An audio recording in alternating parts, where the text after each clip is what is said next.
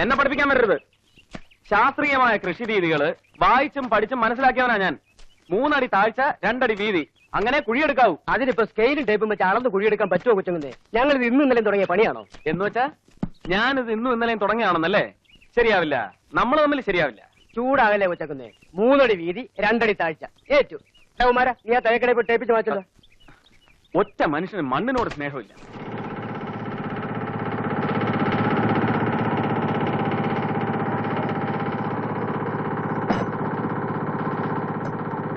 അതെ, നിർത്ത്. അതെ, ഒരു ജോലി ചെയ്യുമ്പം ചെയ്യുന്ന ജോലിയോട് ആത്മാർത്ഥത വേണം. ഇങ്ങനാണോ നിലകൊഴുകുന്നത്? പിന്നെ എങ്ങനെ? വരമ്പിനോട് ശരിക്ക് ചേർത്ത് പിടിക്കണം.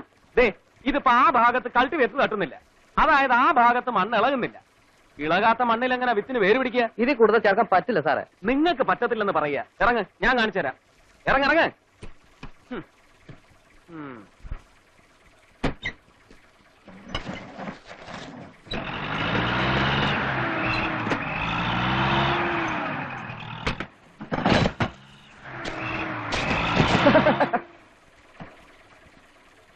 കൊച്ചങ്ങന്നേ, ആകെ കുഴപ്പമായി. എന്ത്? ഒന്ന് നിൽക്കുന്നാ.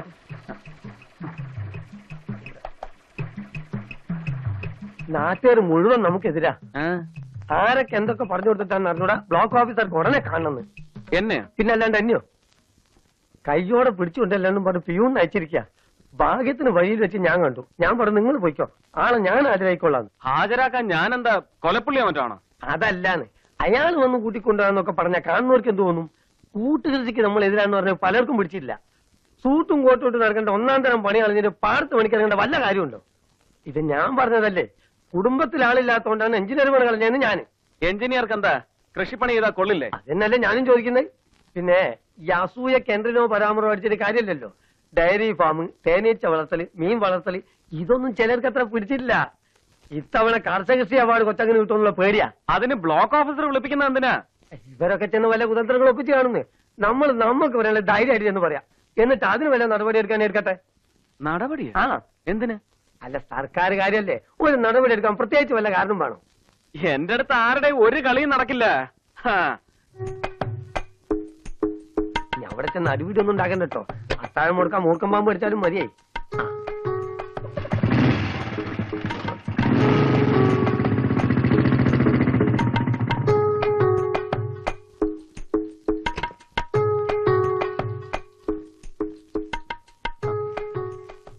എന്നെ അന്വേഷിച്ചു എന്ന് പറഞ്ഞു. ഓഫീസർ അകത്തുണ്ട്.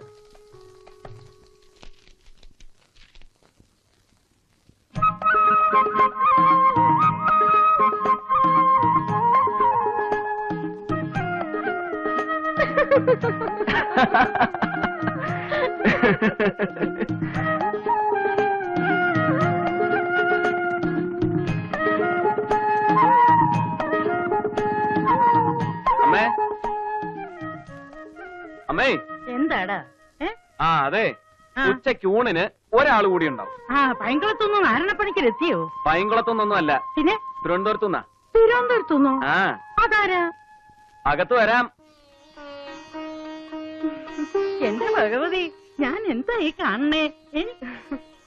തുളസി, ഇതാരാ വന്നിരിക്കണേന്ന് നോക്കിയേ. എന്ത് പറ്റി? ഒറ്റക്കേ ഉള്ളൂ? ഇവിടേക്ക് ട്രാൻസ്ഫർ ആയിട്ട് വന്നതാ. എന്റെ മോളെ ഒന്ന് കണ്ടിട്ട് എത്ര നാളായി. വാ.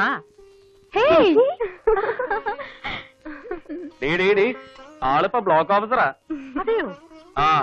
എന്റെ കാവിലമ്മേ, ശിവശങ്കര പണിക്കര് പറഞ്ഞ അച്ചട്ടാ, സംശയമില്ല. പുത്രവധുവാകാൻ പോകുന്ന കാർത്തിക നക്ഷത്രക്കാരി ബ്ലോക്ക് ഓഫീസറായിട്ട് ഇങ്ങോട്ട് വരുമെന്ന് പറഞ്ഞു അദ്ദേഹം. അത്രയ്ക്ക് അങ്ങോട്ട് കളിയാക്കണ്ട. എങ്കി ഒരു സത്യം പറയട്ടെ. പറഞ്ഞു. ഇല്ലെങ്കിലേ ഇവളോട് ചോദിച്ചു നോക്ക്. ഓടി പറഞ്ഞു ഏട്ടൻ അറിഞ്ഞൂടെ? അവര് പറയുന്നതിന് ഓരോരോ അർത്ഥങ്ങൾ ഉണ്ടാക്കി പറയല അമ്മയുടെ ജോലി. ഉത്തരകളത്രാദികളെ കൊണ്ടുള്ള സൗഖ്യം ഉണ്ടാകും എന്ന് പറഞ്ഞാ പിന്നെ എന്താടി? അങ്ങനെ പറഞ്ഞു. പിന്നെ അല്ലാണ്ട് അപ്പൊ കറക്റ്റാ. ഞാനൊരുത്തി കൊച്ചനൊന്ന് കെട്ടാൻ പോട് പെണ്ണു വന്നിരിക്കുന്നു. എവിടെ? വീട്ടിലുണ്ട്. കാണുന്നെങ്കിൽ വേവിച്ചല്ലേ.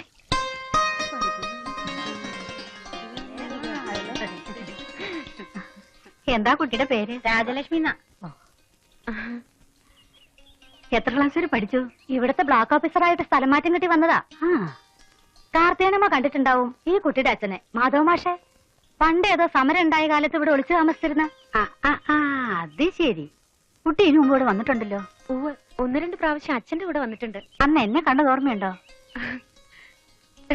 കുട്ടിക്കാലത്ത് കണ്ടവർക്ക് അങ്ങനെ ഓർമ്മയുണ്ടാവോ കാർത്തേനമ്മേ? അല്ല, അന്ന് ഇവക്ക് ഞാൻ പേരയ്ക്ക പൊട്ടിച്ചു കൊടുത്തിട്ടുണ്ട്. ചേട്ടൻ രാജേച്ചിയുടെ വീട്ടിലാണ് നിന്ന് പഠിച്ചത്, തിരുവനന്തപുരത്തെ. അങ്ങനെ വരട്ടെ. സുധാകരന്റെ പെണ്ണ് വന്നിരിക്കണോന്ന് കൊച്ചമ്മണി വന്ന് പറഞ്ഞപ്പോ ഇതെന്ത് കഥയെന്നാ ഞാൻ വിചാരിച്ചേ. അപ്പോ നിങ്ങൾ തമ്മിൽ ലവ് ആയില്ലേ? എന്തൊരു ചൂടാണല്ലേ. ഓ, മുഖം കഴുകിയപ്പോ കുറച്ച് സമാധാനം. അതെ, പരദൂഷണം പറഞ്ഞിരുന്ന സമയം കളയാണ്ട് വേഗം പണിക്കിറങ്ങണം. ഇന്നാ നടുക്കണ്ടം വരെയെങ്കിലും തീർക്കണം. ഓ ശരി. ആ കുഞ്ഞേ, ഏ വീട്ടില് ചിലരൊക്കെ വിരുന്ന് വന്നു കേട്ടല്ലോ. ആ, എന്നാ ഞങ്ങൾക്കൊരല്ല ചോറ് തരണേ. അധികം വൈകില്ല. വൈകണ്ട, കാത്തിരുന്ന കാക്ക ഒത്തിക്കൊണ്ട് പോവും. രണ്ടെണ്ണേ, ഇതൊന്ന് പിടിച്ചേ.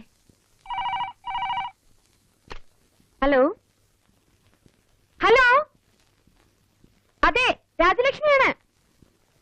ആരാ? ഹലോ, കേൾക്കുന്നില്ല. അതെ, ഉടനെ എത്താനോ? എന്തിന്? Hello hello hello. ഈ ഫോൺ ചെയ്ത ആള് ശബ്ദത്തിന് വല്ല ഇടർച്ചോ പറയലോ ഉണ്ടായിരുന്നു? ശബ്ദം ശരിക്ക് കേൾക്കാനുണ്ടായിരുന്നില്ല. ഉടനെ തന്നെ പുറപ്പെടണമെന്ന് മാത്രമേ മനസ്സിലായുള്ളൂ. അവിടെ അസുഖമുള്ള ആരെങ്കിലും ഉണ്ടോ? അമ്മക്കോ അമ്മാവനോ? താനൊന്നും മിണ്ടാതിരിക്കും. വാ തുറന്ന അനർത്ഥങ്ങളെ വരൂ. പേടിക്കാനൊന്നും ഉണ്ടാവില്ലാന്നേ. അങ്ങനെ എന്തെങ്കിലും ഉണ്ടെങ്കിൽ ആരെങ്കിലും ഇങ്ങോട്ട് വരാണ്ടിരിക്കുവോ? ഇനി ഉണ്ടെങ്കിൽ തന്നെ സഹിച്ചല്ലേ പറ്റുള്ളൂ. 8:30-ക്കുള്ള ട്രെയിനിന് പുറപ്പെട്ട കാലത്തെ അവിടെ എത്താം. വേണമെങ്കിൽ ഞാനും വരാം. നീ പോയാൽ എങ്ങനെയാ? നാളെയല്ലേ തുളസിയെ കാണാൻ ഗുരുവായൂർക്കാർ വരാമെന്ന് പറഞ്ഞേക്കണേ. ഓ, ഇനി അങ്ങനെ ഒരു പ്രശ്നമുണ്ടല്ലോ. ഞാൻ തനിച്ചു പൊയ്ക്കോളാം. കാര്യം എന്താണെന്ന് അറിയാത്ത വിഷമേ ഉള്ളൂ എനിക്ക്. ആലോചിച്ച് കാട് കയറണ്ട. ഒരു കുഴപ്പവും ഉണ്ടാവില്ല. രാജി ധൈര്യമായിട്ട് പൊയ്ക്കോ. കുഞ്ഞുണ്ണിയാരെ, താനും കൂടെ പോണം. ഓ, ഗുരുവായൂർക്കാർ വന്നു പോയ ഉടനെ ഞാൻ അങ്ങോട്ട് എത്തിക്കോളാം. ഇല്ലെങ്കിൽ തന്നെ ഞാനുണ്ടല്ലോ. ദേ, അവിടെ എത്തുന്നത് വരെ താൻ കമാന്നൊരു അക്ഷരം മിണ്ടി പോരുത്. ഇല്ലാന്ന്. ഞാൻ എന്താ അത്ര വലിയ പൊട്ടനാ? മനസ്സ് വിഷമിച്ച് പോണ ഒരാളോട് എന്താ പറയണ്ടെന്ന് എനിക്ക് അറിഞ്ഞൂടെ? അല്ല, വീട്ടിൽ അമ്മക്കോ അമ്മാവനോ അല്ലാതെ വേറെ ആർക്കും അസുഖമില്ല? ഇല്ല. അല്ലെങ്കിൽ ഇപ്പോഴത്തെ കാലത്ത് എന്തിനാണ് അസുഖം? മരണം എന്നൊക്കെ പറഞ്ഞ വെറും സാധാരണ സംഭവമല്ലേ? വല്യപറമ്പിലെ കേശവൻ നായര് ഉച്ചക്ക് പാടത്തുനിന്ന് കേറുമ്പോ വൈകുന്നേരം കൂടാൻ കുഞ്ഞുനായരെന്നും പറഞ്ഞു പോയതാ. പിന്നെ കേൾക്കണത് മരിച്ചു എന്നാ. ആ, അത്രക്കേ ഉള്ളൂ മനുഷ്യന്റെ സ്ഥിതി. അല്ല, അനുജത്ത് ഇപ്പൊ എന്തിനാ പഠിക്കണേ? ഡിഗ്രിക്ക്. ആ, കോളേജിൽ പോണത് ബസ്സിനോ അതോ നടന്നിട്ടോ? ബസ്സില്. ബസ്സായാലും കാറായാലും വാഹനങ്ങളൊന്നും വിശ്വസിക്കാൻ പറ്റാത്ത കാലാ. രാവിലെ പത്രം എടുത്ത് നോക്കിയാ എത്രയാ വണ്ടി ഇടിച്ചും വണ്ടി മറിഞ്ഞും മരിക്കുന്നത്. മരിച്ചതാര് ആരാന്ന് പറയാറായിട്ടില്ല. മൂപ്പര് ബ്ലോക്ക് ഓഫീസറായിട്ട് മാറ്റം കിട്ടി വന്നതാ നമ്മുടെ നാട്ടില്. വീട് പടിയാ. പെട്ടെന്ന് പുറപ്പെടണമെന്ന് പറഞ്ഞ് ട്രങ്ക് വന്നു. കാര്യം എന്താന്നിട്ട് പറഞ്ഞില്ല. നിങ്ങളാര്? ഞാൻ കുഞ്ഞുണ്ണിയാര്, മേലേപ്പാടത്തെ കാര്യസ്ഥനാ. അവിടത്തെ കൊച്ചങ്ങന്ന് കെട്ടാൻ പോണ കുട്ടിയാണേ. പുള്ളിക്ക് വരാൻ പറ്റാത്തോണ്ട് എന്നെ കൂട്ടി അയച്ചതാ ഒരാശ്വാസത്തിനെ. എന്നിട്ടാണ് കിടന്ന് ചലക്കണത്. ഏ, വെറുതെ ആളെ പേടിപ്പിക്കാതെ 100 തരുവാ.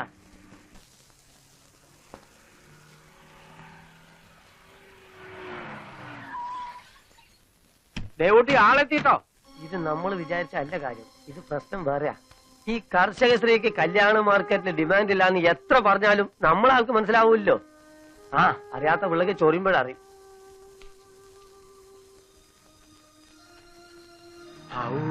ഇത്ര നേരമായിട്ട് കാണാണ്ടായിപ്പോ ഞാൻ ഒന്നുകൂടി ട്രങ്ക് ബുക്ക് ചെയ്യലോ എന്ന് വിചാരിച്ച് കവലക്ക് നിൽക്കാറുന്നു. അപ്പോഴേ ഈ വെള്ളക്കാർ ഈ വഴിക്ക് തിരിയണ കണ്ടത്. തീവണ്ടിയിലാ വന്നേ. അതെ.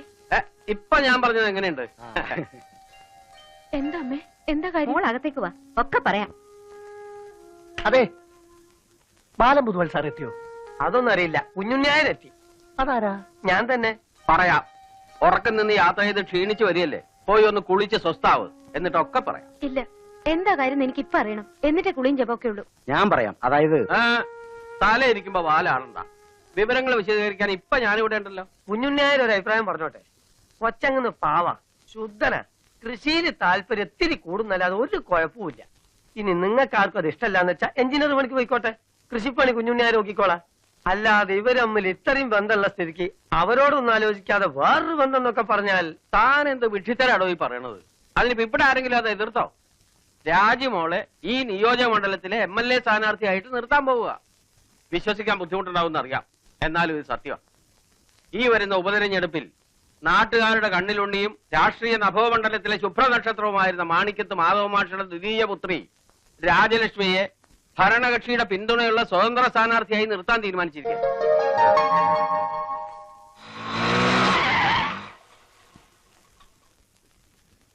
നമസ്കാരം സാർ. നമസ്കാരം. മറ്റേ ആപ്ലിക്കേഷൻ കൊണ്ട് കൊടുത്തു. ഏത് ആപ്ലിക്കേഷൻ? ഓഫീസ്. ആപ്ലിക്കേഷൻ ഞാൻ മിനിസ്റ്ററോട് പറഞ്ഞോളാം. അപ്പൊ സാറേ ഞാൻ വെയിറ്റ് ചെയ്യണോ? താന് സമ്മതിച്ചിട്ട് എന്നാ പൈസ തന്നിട്ട് പോകും. ഏത് പൈസ? ഓട്ടോയുടെ ചാർജ്. ചാർജ്? ആ എന്നോടോ? ഞാൻ ആരാണെന്ന് എനിക്ക് മനസ്സിലായോ? ഓ അതുകൊണ്ടല്ലേ ചോദിച്ചത്. ഓ അപ്പൊ ചാർജ് തന്നാലേ പോവുള്ളൂ. ആ. ഓ അപ്പുക്കുട്ടൻ. അപ്പുകുട്ടൻ ആ ചാർജും കൊടുത്തേ. ഓ പോരാ. എത്രയാ? 30 രൂപ. 30 രൂപയോ? എന്നാ നമുക്ക് ഒരുമിച്ച് പോവാം. എന്താ എന്ത് പറ്റി? അവളെ കൊണ്ട് ഒക്കില്ലെന്ന്. എന്റെ ഗുരുവായൂരപ്പാ. അതെ ഒന്ന് എന്താ ഇക്കാലത്ത് ഒരു MLA സ്ഥാനം കിട്ടുക എന്ന് പറഞ്ഞാൽ അതിനേക്കാൾ വലിയ ഭാഗ്യമുണ്ടോ? എനിക്ക് ആ ഭാഗ്യം വേണ്ട. എന്നാൽ ഞങ്ങൾക്ക് വേണമെങ്കിലോ? ഈ നാടിന് വേണ്ടി ഒരുപാട് സമരങ്ങൾ നയിക്കുകയും ജയിൽ ശിക്ഷ അനുഭവിക്കുകയും ചെയ്ത മാധവ മാഷിന്റെ ഓർമ്മ മകളിലൂടെ എങ്കിലും ഞങ്ങൾക്ക് നിലനിർത്തണം. അച്ഛൻ മരിച്ചിട്ട് കൊല്ലം 10-12 ആയില്ലേ? ഇതുവരെ ഇല്ലാതിരുന്ന ഓർമ്മ ഇപ്പൊ എങ്ങനെയുണ്ടായി? അതല്ലേ പറഞ്ഞത് ഓരോന്നിനും ഓരോ സമയമുണ്ടെന്ന്. ഉദാഹരണമായിട്ട് ഞാൻ തന്നെ എത്രയോ വർഷമായിട്ട് രാഷ്ട്രീയത്തിൽ കളിക്കുന്നു. ഇന്ന് വരെ ഒരു MLA സീറ്റ് എനിക്ക് കിട്ടിയിട്ടുണ്ടോ? അല്ല അതൊരു ഉദാഹരണമായിട്ട് എടുക്കണ്ട. കൊല്ലത്തിൽ 16 വട്ടം ഗ്രൂപ്പ് മാറുന്നവർക്കൊന്നും ഇത് പറഞ്ഞിട്ടില്ല. ഗ്രൂപ്പ് മാറുന്ന ആദർശത്തിന്റെ പേരിലാടോ. കുഞ്ഞേ, അഴിമതി കേസിൽ കുടുങ്ങി ഗോപിനാഥ മേനോൻ രാജിവെച്ചപ്പോ ഇവിടെ ഒരു സ്വതന്ത്ര സ്ഥാനാർത്ഥിയെ മത്സരിപ്പിക്കാമെന്നും അയാളെ പുറത്തു നിന്ന് പിന്താങ്ങാമെന്നും പ്രസിഡന്റിനോട് പറഞ്ഞത് ഞാനാണ്. അപ്പോ എന്റെ മനസ്സിൽ രാജലക്ഷ്മിയായിരുന്നു. ആദർശധീരനും എന്റെ രാഷ്ട്രീയ ഗുരുവുമായ മാധവ മാസ്റ്ററുടെ മകൾ. മാധവ മാസ്റ്റർക്ക് ഞാൻ മാത്രമല്ലല്ലോ മകളായിട്ടുള്ളത്. ഞാൻ പറഞ്ഞതാ ഞാൻ നിന്നോളാന്ന്. മൂത്ത മോളെന്ന സ്ഥാനം എനിക്കാണല്ലോ. പലവട്ടം എഴുതിയിട്ടും 10ാം ക്ലാസ് പാസ്സാകാൻ കഴിയാത്ത സരോജനി സ്ഥാനാർത്ഥിയായിട്ട് നിന്നാൽ അതിന്റെ നാണക്കേട് ആർക്കാണ്? പിന്നെ ലോറിക്കാരനുമായിട്ടുള്ള പ്രേമവും ഒളിച്ചോട്ടവും അതൊന്നും നാട്ടുകാർ മറന്നു കാണില്ലല്ലോ. മോൾ അതിനെക്കുറിച്ച് കൂടുതലൊന്നും ആലോചിക്കണ്ട. ബാലം പൊതുവാൾ ഇവിടെ വന്ന് ഈ വിവരം പറഞ്ഞപ്പോ ഞങ്ങൾ തലങ്ങും വിലങ്ങും ആലോചിച്ചതാ. എന്നിട്ടെടുത്ത തീരുമാനമായത്. അതെ. പിന്നെ നാളെയാണ് നോമിനേഷൻ കൊടുക്കേണ്ട അവസാനത്തെ ദിവസം. അമ്മാവ രാഷ്ട്രീയത്തെ കുറിച്ച് എനിക്ക് എന്തെങ്കിലും വിവരമുണ്ടോ? ലോകത്ത് എന്ത് നടക്കുന്നു, ആളുകളുടെ പ്രശ്നങ്ങൾ എന്തൊക്കെയാണ്, ഒന്നും എനിക്കറിയില്ല. പത്രം തന്നെ ഞാൻ ശരിക്കും വായിക്കാറില്ല.